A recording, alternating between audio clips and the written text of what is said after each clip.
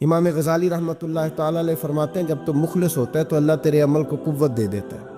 آپ نے ایک واقعہ لکھا ہے، ایک آدمی تھا تو اس نے دیکھا کہ اس کے شہر کے اندر ایک بہت پرانا درخت ہے، تو لوگ اس درخت کی پوجا کرنے لگ گئے۔ اس بندے کو بڑا جلال آیا، نیک آدمی تھا، اس نے کلہاڑا رکھا کندھے پہ، آج میں درخت کاٹوں گا۔ چلا گیا، جب پہنچا نا درخت کاٹنے کے لیے تو اس نے ابھی وہ چوک میں تھا کہ ایک شخص ملا اسے، اس نے کہا میں نہیں کاٹنے دوں گا۔ کہا تو کون ہے؟ میں تو کاٹوں گا۔ کہا تو نہیں نہ کرتا اس کی پوجا، دنیا کرتی ہے، تجھے کیا لگے؟ معاذ اللہ، یہ بھی وسوسہ ہے نا، تجھے کیا لگے؟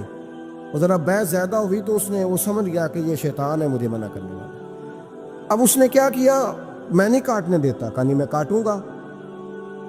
بار بار دل سے خیال آتا کہ یہ شیطان لگتا ہے، لیکن وہ انسانی شکل میں تھا، بات واضح نہ ہو سکی، بحث ہو گئی، یہاں تک کہ تلخی ہوئی، تلخی آگے بڑھی تو ہاتھا پائی ہوئی۔ اس نیک آدمی نے الٹے ہاتھ سے اس شیطان کو پکڑا اور زمین پر پٹخ مارا، بچھاڑ دیا، اور کلہاڑی لے کے کہنے لگا پہلے تیرا گلا کاٹوں گا پھر درخت کاٹوں گا۔ امام غزالی کہتے ہیں کہ وہ شیطان انسانی شکل میں اندر سے بولا، کہنے لگا اگر تو مجھے چھوڑ دے تو تیرا ایک فائدہ کر دیتا ہوں۔ اس نے کہا وہ کیا؟ کہنے لگا 2 دینار، روز تجھے فجر کے وقت اٹھے گا تو تیرے سرانے ملا کریں گے 2 دینار۔ درخت کاٹ کے تجھے کیا ملے گا؟ تو اس طرح کر، اس سے غریبوں کی مدد بھی کرنا، کھانا بھی، کوئی انسٹیٹیوٹ، کوئی ادارہ، کوئی جامعہ بھی بنا لینا۔ ہمیں چھیڑ کے درخت کاٹ کے، یہ بہت سارے لوگوں پہ حکومتیں ایسا کرتی ہیں، یہ مشورے دیتے ہیں مولانا آپ حکومت کے مسئلے میں نہ آئیں، آپ فنڈ لیں، آپ فلانا کام کریں، ادارہ بڑا کریں، آپ کو کیا لگے؟ اور یہ بھی ایک ترتیب ہوتی ہے۔ آپ اور بہت سارے لوگ مشورہ دیتے ہیں جی ٹھیک ہے دین کا کام زیادہ ہوگا، ادارے زیادہ بنیں گے، بچے زیادہ پڑھیں گے، لیکن دین کا مزاج یہ ہے کہ جو غلط بات کرے اسے روکا بھی جائے اور ٹوکا بھی جائے، اسے سمجھایا بھی جائے، یہ مزاج ہے دین۔ اس بندے کے اندر لالچ بیدار ہوگا، اس نے کہا بات تو ٹھیک ہے، اور پھر اندر نیا وسوسہ آیا کہ درخت کاٹ دوں گا تو بندے کل کسی اور کو پوجنے لگ جائیں گے، تو پیسوں کا فائدہ، غریبوں کی مدد ہوگی، فلاں نیکی ہوگی، فلاں خیر ہوگا، فلاں ویلفیئر ایسوسیشن بن جائے گی۔ گھر جا کے واپس چلا گیا، چھوڑ دیا، درخت کاٹنے کا ارادہ ختم۔ واپس گیا نا گھر، رات کو سویا، سویرے اٹھا تو 2 دینار پڑے تھے، بڑا راضی ہوا، کچھ کھایا، کچھ کھلایا، کچھ رکھا، کچھ بانٹا۔ اگلے دن پھر اٹھا تو پھر 2 دینار پڑے، کچھ کھایا، کچھ کھلایا، کچھ بانٹا، کچھ لوگوں میں تقسیم کیا۔ 5-6 دن تو پیسے آتے رہے، 7ویں دن اٹھا تو کوئی شے نہیں تھی، 8ویں دن پھر کوئی نہیں تھی، 9ویں دن پھر کوئی شے نہیں۔ اب پھر کلاڑا اٹھا لیا، میں درخت کاٹوں گا۔ پھر چوک میں گیا، پھر شیطان انسانی شکل میں، اب پھر گفتگو ہوئی، میں کاٹوں گا۔ اس نے کہا اب نہیں تو کاٹ سکتا، میں لڑوں گا۔ کہا تو اب لڑ بھی نہیں سکتا۔ اب جب گتھم گتھا ہوئے، ہاتھا پائی ہوئے، جھگڑا ہوا، تو شیطان نے پکڑ کے نہ الٹے ہاتھ سے زمین پہ دے مارا، 2-3 تھپڑ اس شخص کے ہاتھ پہ دیے، کلاڑا چھین، چل دوڑ جا۔ اب وہ کہنے لگا سچ بتا تو ہے کون؟ کہنے لگا میں شیطان ہوں۔ تو کہا ابھی 1 ہفتہ پہلے میں نے تجھے بچھاڑ دیا تھا، آج تو طاقت کہاں سے لایا ہے؟ اس نے کہا میری طاقت اتنی ہے، تیری ختم ہو گئی ہے، میرے اندر قوت اتنی ہے، تیرے اندر ختم ہو گئی۔ کہا کیوں؟ تو شیطان کہنے لگا جب تو 1 ہفتہ پہلے آیا تھا تو رضا الہی کے لیے آیا تھا، آج تو اس لیے آیا ہے، اس لیے آج تو آیا ہے کہ تجھے 2 دینار نہیں ملے۔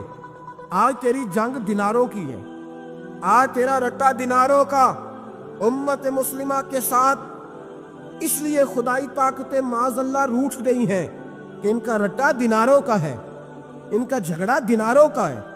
صحابہ کرام علیہم رضوان کے رٹے دیناروں کے نہیں تھے، وہ دین کے ساتھ مخلص تھے، تو جس میدان میں نعرہ لگاتے تھے اللہ کی مدد ان کے شامل حال ہو جاتی۔ انہیں کہیں پسپائی نظر، میرے جیسے خطیب روزانہ تقریریں کرتے، سالوں بیت گئے، انقلاب نہیں۔ کیوں؟ اس لیے کہ رٹا جب تک ذات کا ہوتا ہے انقلاب نہیں آتا، جب ذات الہی اور رضا الہی سامنے ہوتی ہے، پھر اس میں اخلاص ہوتا ہے، تو پھر اس کی تاثیر ہوتی ہے، پھر اثر بن کے جملے دلوں میں اتر ہے۔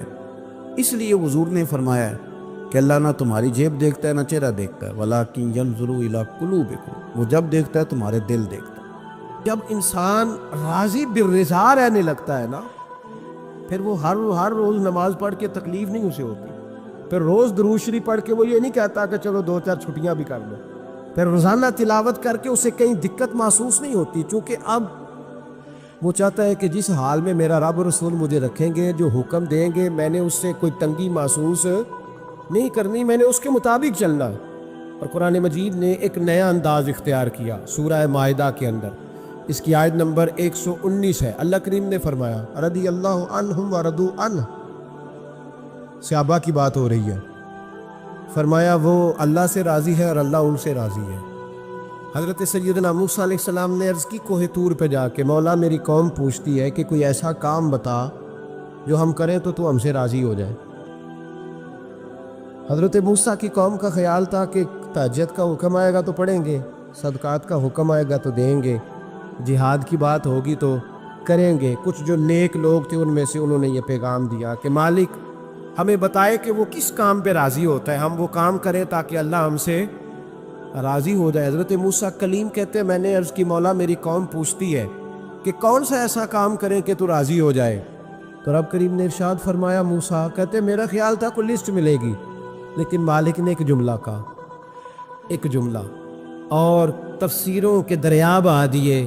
عرش کے مالک نے فرمایا موسیٰ ان سے کہو جا کے کہ وہ مجھ سے راضی ہو جائے، میں ان سے راضی ہو جاؤں گا، مجھ سے راضی ہو جائے۔ بندے اللہ سے راضی ہی نہیں راضی ہوتے۔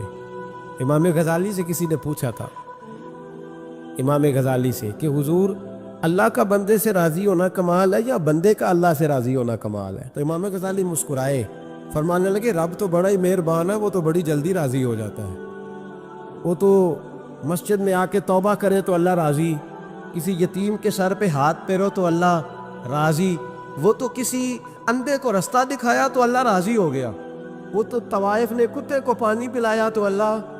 امام صاحب فرمانے لگے یہ بندہ ہے جو اللہ سے راضی نہیں ہوتا، جس کے پاس اولاد نہیں وہ کہتا ہے چلو ایک بیٹی مل جائے تو میں راضی ہوں، بیٹی مل گئی تو کہتا اب ایک بیٹا بھی ملے تو پھر راضی ہوں، پھر کہتا ہے یہ دونوں اچھی تعلیم حاصل کر لیں تو پھر میں راضی ہوں، پھر کہتا ہے یہ بہت زیادہ پیسے کمائے تو پھر میں راضی ہوں۔ بہرحال راضی ہوتا، لیکن جو راضی ہو جاتا ہے نا، اللہ اکبر، جو اللہ سے راضی، سکھ ہی بڑا رہتا ہے، سکون میں بڑا رہتا ہے، مطمئن بڑا رہتا ہے، جو سمجھ لیتا ہے نا کہ جو میرے رب نے بہتر سمجھا وہ میرے اللہ نے مجھے۔ میں کبھی کبھی سوچتا ہوں کہ یار حضرت بلال حبشی نے کوئی عہدہ نہیں مانگا ساری زندگی، انہوں نے نہیں کہا مجھے بھی ایک صوبے کا گورنر بناؤ میری بھی خدمات ہے، مجھے بھی وزیر خزانہ بناؤ میرا بھی کچھ بنتا ہے۔ ایک دفعہ نہیں کہا سیدنا بلال حبشی رضی اللہ تعالیٰ عنہ نے کہ میری بھی کوئی ڈیوٹی ایسی ہونی چاہیے کہ مجھے چلو سپہ سالار ہی بنا دیا جائے۔ ساری زندگی مسجد میں جھاڑو دیا تو اسی پہ راضی رہے، ساری زندگی محبوب کے مہمانوں کا لنگر پکایا تو اسی پہ راضی رہے، ساری زندگی میرے محبوب علیہ السلام کے بچوں کی نوکری کی تو اسی پہ راضی رہے، راضی بالرضا رہے۔ حدیث پاک سنیے، نبی پاک علیہ السلام نے ایک دن صحابہ سے پوچھا کہ تم کیا سمجھتے ہو، اپنے دل کو جب پوچھتے ہو، دل پہ توجہ کرتے ہو تو کیا جانتے ہو؟ تو صحابہ عرض کرنے لگے یا رسول اللہ جب ہم اپنے دل پہ توجہ کرتے ہیں تو ہم سمجھتے ہیں کہ اللہ نے ہمیں ایمان عطا فرمایا ہے۔ تو حضور نے فرمایا تمہارے ایمان کی دلیل کیا ہے؟ ایمان کی کوئی دلیل بھی تو ہوتی ہے نا، ہمارے زمانے میں تو کوئی دلیل نہیں، نماز نہیں پڑھتا پھر بھی میں مسلمان ہوں، روزہ نہیں رکھتا پھر بھی مسلمان، جھوٹ صبح سے شام تک، کہتا خبردار کسی نے مجھے ذرا بھی بات کی سب سے بڑا مسلمان میں ہی ہوں، بددیانتی، دھوکہ، فریب، فرار، لیکن خبردار کسی نے کوئی بات کی سب سے بڑا مفتی میں ہی ہوں۔ جرم سارے پائے جاتے ہیں، دلیل کیا ہے بھائی؟ اگر دیکھیں نا، اگر درخت ہے تو دلیل یہ ہے کہ پھل بھی ہے، شاخیں بھی ہیں، لیکن تو صاحب ایمان ہے تو دلیل کیا ہے؟ تو نبی پاک صلی اللہ علیہ وسلم نے صحابہ سے پوچھا کہ تم ایماندار ہو تو دلیل دو۔ تو بڑے خوبصورت تھے میرے محبوب کے تیار کردہ لوگ، عرض کرنے لگے یا رسول اللہ ایمان کی دلیل یہ ہے کہ اگر اللہ ہمیں نعمت دیتا ہے تو ہم شکر ادا کرتے ہیں، اگر کبھی مصیبت آتی ہے تو ہم صبر کرتے ہیں، اور یا رسول اللہ ہم اپنے رب کے ہر فیصلے پر راضی رہتے ہیں، ہم اپنے اللہ کے ہر فیصلے پر۔ اب حضور نے رزلٹ کا اعلان کیا تو میرے محبوب فرمانے لگے پھر سنو میں گواہی دیتا ہوں واقعی اللہ نے تمہیں دولت ایمان عطا فرمائی ہوئی، پھر واقعی اللہ نے تمہیں دولت ہے، اگر تم اپنے رب پر راضی ہو، اگر تم راضی ہو اس کام پر جس پہ اللہ نے تمہیں رکھا ہوا ہے، اگر تمہیں کسی کو دیکھ کر تکلیف نہیں ہوتی، اگر تم نہ حسد میں جلتے ہو، نہ بغض میں، نہ کینے میں، نہ تکبر میں، نہ احساس کمتری کا شکار ہوتے، اگر تم راضی رہتے ہو کہ میرے مالک نے بہترین زندگی مجھے دی، پھر اس کا مطلب یہ ہے کہ تم صاحب ایمان ہو۔ ہمارے زمانے میں لوگوں کی وہ تکلیفیں، صبر نہیں ہے، سکون نہیں ہے، بے چینی سی ہے، بے قراری سی ہے، معاشرے میں ایک عجیب سی ہلچل ہے۔ ہر آدمی سمجھتا ہے کہ وہ سامنے والا جو شخص ہے نا وہ بڑا سکھی ہے اور میں بڑی تکلیف میں ہوں۔ میں رات اپنے پیر بھائیوں کو سمجھا رہا تھا، میں کہہ رہا تھا یاد رکھنا، جس آدمی کا عہدہ بڑا ہوتا ہے نا اس کا زخم بھی بڑا گہرا ہوتا ہے، اس کا زخم بھی بڑا۔ ہاں، وہ کسی شاعر نے، شعر اردو کا ہے اور تھوڑا وقی تھا شاعر بھی، تو بات بھی اس کی تھوڑی وقی ہے، چلیں آپ سیانے لوگ ہیں، آپ کی سمجھ میں آ ہی جائے گی۔ اس نے کہا تھا کہ ہجوم غم میں بھی توہین نے ضبط غم نہ ہوئی، ہجوم غم میں بھی توہین نے ضبط غم نہ ہوئی، ہم اس احتیاط سے روئے کہ آنکھ نم نہ ہوئی۔ لوگوں کو نہیں پتہ چلا کہ ہم رو رہے ہیں، ہم نے واہ ویلا کر کے دنیا، ہم اس احتیاط سے روئے کہ ہماری آنکھ نم نہ ہوئی۔ ہم نے واہ ویلا کر کے نہیں بتایا کہ بڑی دقت میں، ہم نے اپنے آپ کو محفوظ رکھا، ضبط میں رکھا، حوصلے میں رکھا، اللہ کی رضا پہ راضی رہے، اپنے آپ کو اپنے رب کی رضا پر۔ میرے نبی پاک صلی اللہ تعالیٰ علیہ وسلم نے فرمایا کہ قیامت کے دن میری امت کا ایک گروہ ایسا ہوگا جسے اللہ تبارک و تعالیٰ اس طرح جنت میں پہنچا دے گا جیسے کوئی بندہ اڑ کے جنت میں چلا جاتا ہے۔ وہ جب جنت میں پہنچیں گے نا تو فرشتے ان سے پوچھیں گے تم نے حساب دیا؟ کہیں گے ہمیں تو پتہ ہی نہیں حساب کیا ہے۔ پل صراط سے گزرے، کہیں گے خبر ہی نہیں پل صراط کہاں ہے، تو یہاں کیسے آ گئے؟ کہیں گے اللہ کے فضل سے، اللہ کے فضل سے۔ تو کہا بتاؤ تو صحیح تمہاری نیکی کیا تھی؟ تو کہیں گے دو باتیں تھیں، ایک تو ہم اللہ کے حلال کو حلال جانتے تھے، رب کے حرام کو حرام جانتے تھے، اور دوسرا یہ تھا کہ ہم اللہ کے ہر فیصلے پہ راضی رہتے تھے، اللہ کے ہر فیصلے پہ۔ تو جو رب کریم کی رضا پہ راضی رہے پھر اسے کسی حساب کتاب کا سامنا نہیں کرنا پڑے گا، پھر اسے پل صراط کی دشوار گزار گھاٹیوں کا سامنا نہیں کرنا پڑے گا۔ شرط یہ ہے کہ وہ اللہ کی رضا پہ راضی رہے، وہ اللہ کے فیصلے کو بصیر و چشم مانے، وہ عاجزی اور انکساری کے ساتھ گردن جھکا دے، اپنے مالک کے فیصلوں پر جھکا دے۔ اللہ نے حضرت ابراہیم کو اولاد نہیں دی، پھر زمانے کے بعد دی، پھر دینے کے بعد کہا کہ جاؤ وادی غیر ذی زرع ان میں چھوڑ کے آؤ۔ سخت گرمیاں ہو جائے تو لوگ بچوں کو اسکول نہیں بھیجتے، چھٹیوں کا اعلان ہو جاتا ہے، لیکن حضرت ابراہیم چھوڑ آئے بچہ، اور بچہ، ایک تو بچہ اللہ تعالیٰ روٹین میں دیتا ہے تو اس کی قدر و منزلت اور ہوتی ہے، اور ایک بندہ بڑی دعاؤں، التجاؤں، خواہشات کے بعد لیتا ہے، اس کی قدر و منزلت۔ وہ بچہ جو بڑی دعاؤں کے بعد لیا، کہا چھوڑ آؤ، کوئی کھانا نہیں، پانی نہیں، دانا نہیں، حضرت ابراہیم چھوڑ آئے۔ 13 سال اکٹھے رہنے کی اجازت نہ ملی، اور جب اجازت ملی تو کہا اب چھری اٹھاؤ اور بیٹے کی گردن پہ چلا دو۔ آپ اس کو آسان کام سمجھتے ہیں؟ اتنی تسلیم و رضا، ہر فیصلے پہ راضی ہونا، ہر فیصلے پہ۔ یہاں ہمارا حال یہ ہے کہ 2 منٹ کے لیے تکلیف آتی ہے تو لوگ واہ ویلا کرتے، شور بچاتے، کفر بولتے۔ ہر آدمی آپ اس کو ٹٹول کے دیکھیں تو کہتا ہے سب سے تکلیف میں ہی ہوں۔ کس سولی پہ لٹکے ہوئے ہم؟ آخر کون سا معاشرے کا ایسا دکھ ہے جو صرف ہمارے پاس ہی آ گیا؟ ہر آدمی کہتا ہے مجھے نہ چھیڑنا، سب سے زیادہ غمگین میں ہی ہوں۔ بھائی بتا تو صحیح نا کہ آخر کون سی ایسی چیز ہے جو مالک نے تجھے عطا نہیں فرمائی؟ لیکن ہماری آزمائشیں ہیں، ہمارے جملے ہیں، ہماری گفتگو ہے کہ ان سے شکوہ چھلکتا، ان سے شکایتیں ٹوٹ ٹوٹ کے نیچے گرتی ہیں۔ ہم یہ سوچتے ہی نہیں کہ ہمیں نہیں پتا ہمارے حق میں بہتر کیا ہے، ہمارے رب کو پتا ہے کہ ہمارے حق میں بہتر کیا ہے۔ اس لیے لوگ شکایت نہیں کرتے تھے، آج ہر بات پر شکایت ہے، ہر بات پر لوگ شکوہ کرتے ہیں، اور ہر بات پر لوگ اللہ تبارک و تعالیٰ کی بارگاہ ناز کے نافرمان بنتے ہیں۔ اور پھر سوال کیا، یا اللہ تو راضی ہو جا، یا اللہ تو۔ اور اللہ کیا فرماتے ہیں؟ فرماتے ہیں موسیٰ اپنی قوم سے کہو یہ مجھ سے راضی ہو جائے، میں بھی ان سے راضی ہو جاؤں گا۔ حضرت رابعہ بصری رحمۃ اللہ تعالیٰ علیہ نا طبقہ صوفیاء میں ایک بڑی منفرد حیثیت رکھتی ہیں۔ علیحدہ ایک مقام ہے، اور ان کی زندگی بتاتی ہے کہ اللہ کی معرفت اور اب تبارک و تعالیٰ کا قرب صرف مرد کے لیے خاص نہیں، اگر عورت بھی توجہ کرے تو اللہ اسے بھی خزانے کھول کے عطا فرماتا ہے، اسے بھی اللہ خزانے کھول۔ حضرت رابعہ بصری اکثر نہ اولیاء اللہ کی مجالس میں جا کے بیٹھتی تھی، بیٹھتی پردے کے اندر تھی لیکن بیٹھا کرتی تھی۔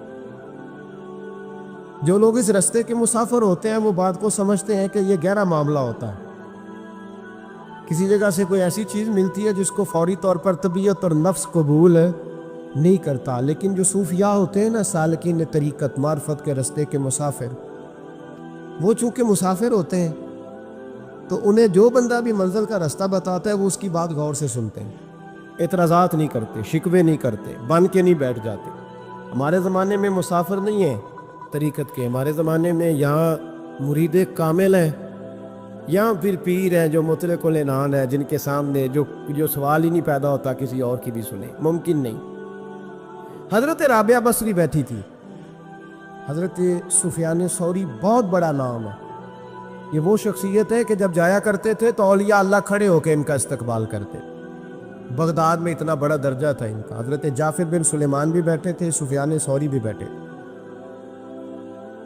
تو حضرت سفیان ثوری دعا مانگنے لگے، جناب رابعہ بصری پردے کے اندر بیٹھی ہوئی تھی، دعا مانگنے لگے، اے اللہ مجھ سے راضی ہو جا، اے اللہ مجھ سے راضی ہو جا، اے اللہ مجھ سے۔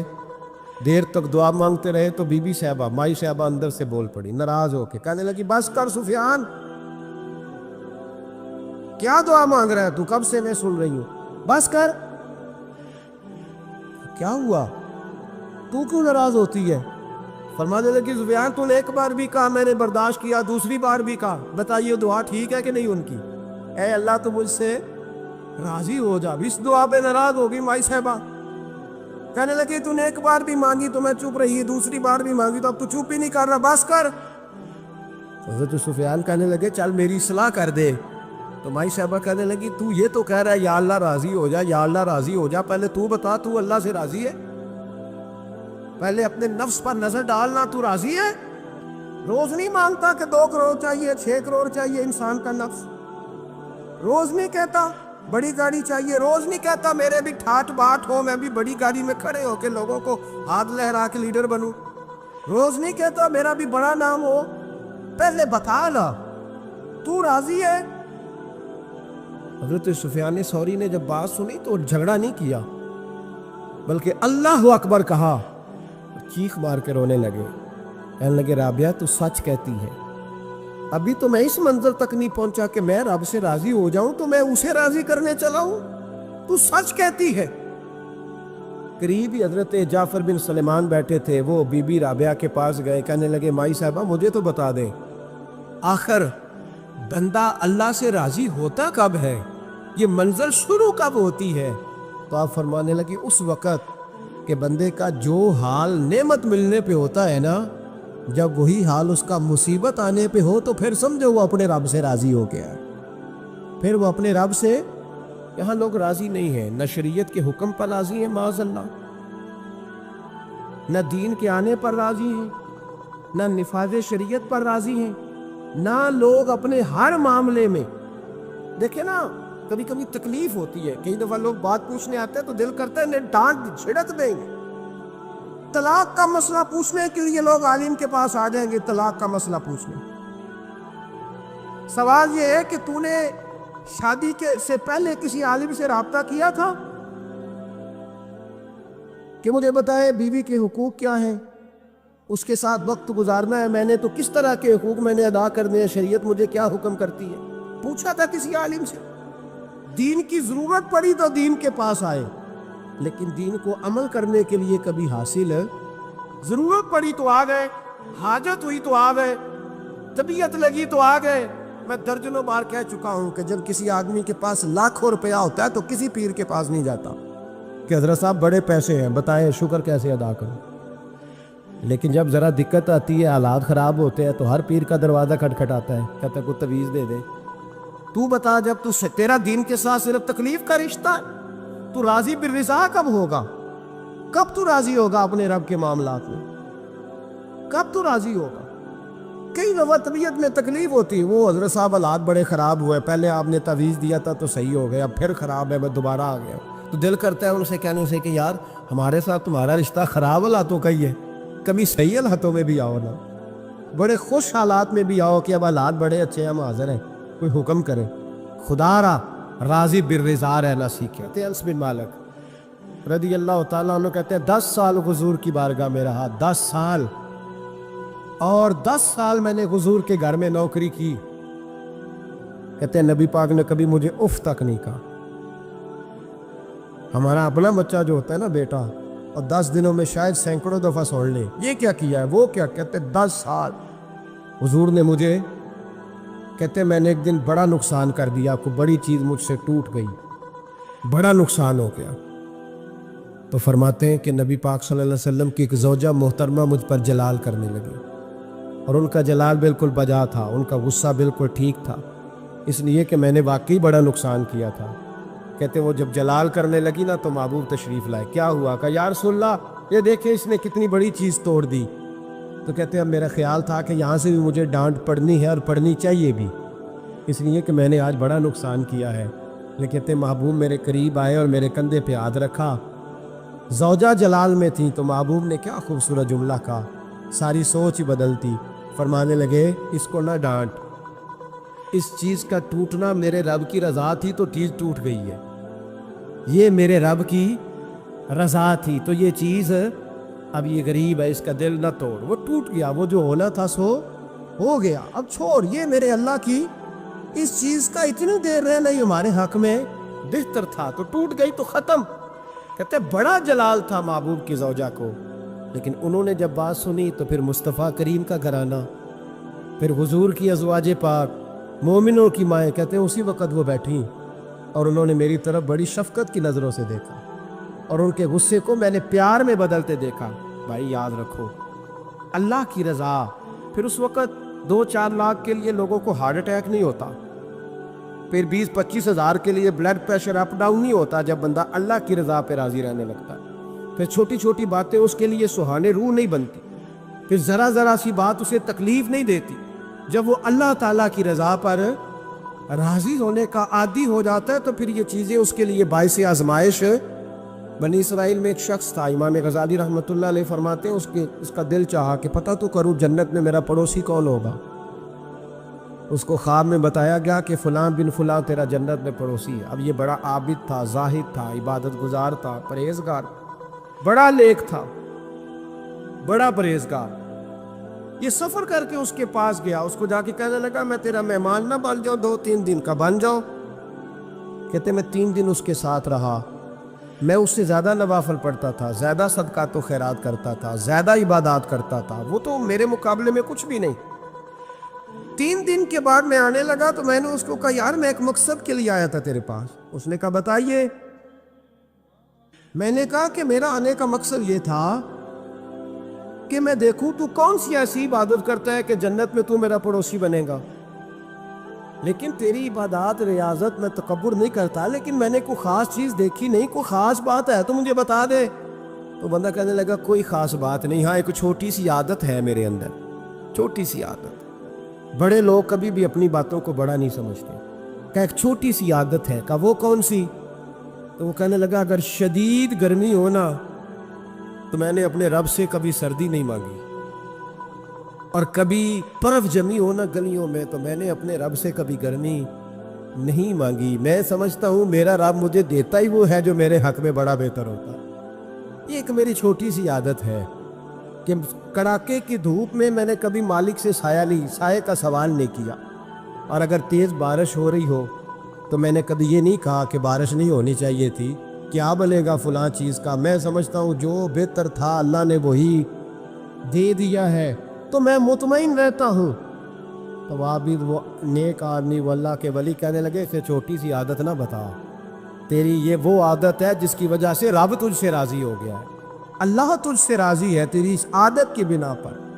جب ہمارے مزاج میں یہ چیزیں آ جائیں گی نا کہ جو میرے حق میں بہتر تھا مالک نے مجھے وہ دے دیا ہے، پھر ہم ہر جگہ بیٹھنے کی تمنا نہیں کریں گے، پھر سامنے والے سے ہم حسد نہیں کریں گے، پھر ہم یہ نہیں چاہیں گے کہ اللہ کرے وہ مر جائے اور اس کی ہر چیز مجھے مل جائے، پھر ہمارا مزاج، پھر ہماری طبیعت یہ نہیں رہے، اللہ کی رضا پہ راضی رہیں، مالک کے فیصلوں میں اپنے دل میں کوئی بوجھ محسوس نہ کریں، اپنی زندگی اللہ کے فیصلوں، دیکھیں نا، جو ماں باپ اللہ نے بڑے اچھے سمجھے وہ ہمارے لیے پسند کیے، وہ اللہ نے ہمارے لیے، جو اس نے ہمارے حق میں بڑے، جو بہن بھائی، اللہ کرے آپ کو سمجھ آئے، جو بہن بھائی اس نے ہمارے حق میں بڑے اچھے سمجھے، وہی بہن بھائی اس نے ہمیں عطا کیے۔ جس بیوی کو اس نے ہمارے گھر کے گلشن میں بہتر سمجھا، اس کو لا کے اس نے ہمارے آنگن میں بٹھایا، اور جو اولاد اس نے ہمارے لیے باعث افتخار سمجھی، وہ اولاد اس نے ہمیں عطا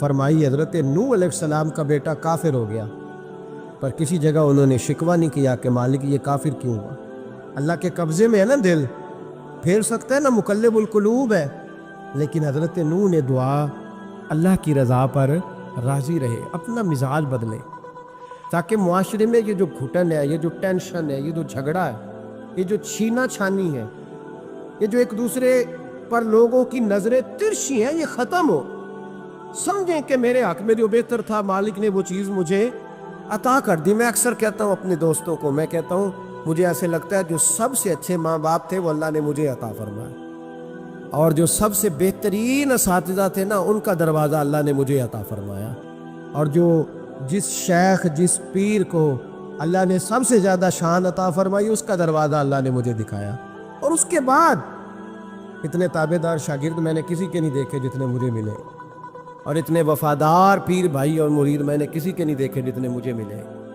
میں اس بات پر، اور میں بات اس لیے نہیں کر رہا، میں آپ کو دل کی گہرائی سے بات بتا رہا ہوں کہ یہ عنوان زندگی ہے، یہ روح زندگی ہے۔ میں کبھی کبھی بڑے ناز کے ساتھ سجدہ شکر ادا کرتا ہوں کہ ایک بہت بڑا خوش نصیب شخص ہوں۔ اب یہ بات صرف سوچنے کی ہے، 100 لوگوں میں سے اگر ان 2 پہ ہی بندہ غور کرے جو نافرمان ہے، تو پھر زندگی آگے چل سکتی؟ تو 98 پر غور کیوں نہیں کرتا؟ تو 98 پر غور کیوں نہیں کرتا؟ اگر کسی شخص کے ساتھ تیرے 20 سال گزرے اور تو صرف اس ایک دن کو یاد رکھے جس دن میں اس نے تکلیف دی تھی، تو پھر یہ تیری زیادتی ہے۔ تو باقی ان دنوں کو کیوں نہیں یاد رکھتا جن دنوں میں اس کے تیرے ساتھ محبت والا معاملہ فرمایا، خدمت والا، راضی بالرضا کا مزاج بنائے۔ حضرت موسیٰ کلیم اللہ علیہ السلام کا زمانہ مبارکہ تھا، قحط پڑ گیا، بارش نہیں ہوتی۔ ہم لوگ نا، اب تو خیر ہمارے پاکستان میں تو ٹیبل ٹاک ہوتی ہے، ٹاک شو ہوتے ہیں، ہمارے ہاں تو پتہ کیا جاتا ہے کہ بارش ہو کیوں نہیں رہی، پھر اس پہ یہ ہوتا ہے کہ دھواں بڑا چڑھ گیا ہے، حالات بڑے خراب ہیں، فلاں ایسے ہو گیا، قحط کا۔ ہم تو اسباب تلاش کرتے رہتے ہیں نا جی، فوق بہت زیادہ ہے، فلاں چیز ایسے ہے، فلاں چیز ایسے ہے، ہم تو یہ تلاش کرتے رہتے ہیں۔ وہ لوگ یوں نہیں کرتے تھے، وہ سیدھے جا کے مصلوں پہ بیٹھتے تھے، اس لیے کہ وہ کہتے تھے جب رب چاہتا ہے تو پھر کوئی چیز کسی چیز کو روک سکتی، وہ سیدھے مصلے پہ بیٹھتے۔ اعلیٰ حضرت فاضل بریلوی رحمۃ اللہ علیہ کے پاس ایک مولانا محمد حسین آئے، وہ فلکیات کے بڑے ماہر تھے، تو اعلیٰ حضرت نے فرمایا ذرا ستاروں کا حساب لگا کے دکھاؤ بارش کب ہوگی۔ کہنے لگا پورا مہینہ تو نہیں ہوگی۔ تو اعلیٰ حضرت رحمۃ اللہ علیہ فرمانے لگے کہو کہ میرا علم کہتا ہے مہینہ نہیں ہوگی، اللہ چاہے تو ابھی ہو سکتی ہے۔ کہنے لگا جی وہ تو ٹھیک ہے پر میرا علم، وہ جیسے روز لوگوں نے پیر نیٹ ٹو حسین شاہ صاحب نہیں کھولے ہوتے کہ بارش کب آئے گی، اور اس کی طرف نہ دیکھ، مصلے پہ بیٹھ، مہربانی کر مصلے پہ بیٹھ، اللہ کی بارگاہ میں حاضر ہو، اس سے معافی مانگ، اسے منا تاکہ وہ رحمت کی بارش۔ کہنے لگا جی میرا علم کہتا ہے۔ تو اعلیٰ حضرت فرمانے لگے پھر وہی بات، تو کہہ اللہ چاہے تو بارش ابھی، لیکن یہ جو اڑ گئے ہیں نا بیچارے، یہ اڑ ہی گئے ہیں، یہ جہاں الجھ گئے ہیں وہاں یہ لوگ الجھ گئے، اللہ ہمیں الجھنے سے محفوظ فرمائے۔ تو اعلیٰ حضرت اٹھے تو فرمایا ٹائم کیا ہوا ہے گھڑی پہ؟ کہنے لگا جی 12۔ تو اعلیٰ حضرت نے گھڑی گھمائی، اب کیا بج گیا؟ کہنے لگا 4 بج گئے۔ فرمانے لگے بج گئے نا 4؟ کہنے لگا جی آپ نے گھڑی گھما جو دی ہے۔ فرمانے لگے اللہ بھی جب چاہے تو ستارے گھما دیتا ہے، اللہ بھی ستارے گھما دیتا ہے بارش۔ کہنے لگا جی وہ تو ٹھیک ہے پر مہینہ نہیں ہو سکتی۔ اڑا ہوا بندہ، اس کا کوئی علاج ہے؟ جو اڑ جو جائے، اس کے لیے قرآن کہتا ہے وَإِذَا خَاطَبَهُمُ الْجَاهِلُونَ قَالُوا سَلَامًا، اسے سلوٹ کرو دور سے، اسے کو تو جان اور تیرا۔ کہنے لگا جی ہو نہیں سکتی پورا مہینہ۔ فرمانے لگے یار تو جا اپنا کام کر۔ وہ شخص کہتا ہے میں نے دروازہ کھولا اعلیٰ حضرت کا، کمرے سے باہر نکلا تو تیز بارش ہو رہی تھی۔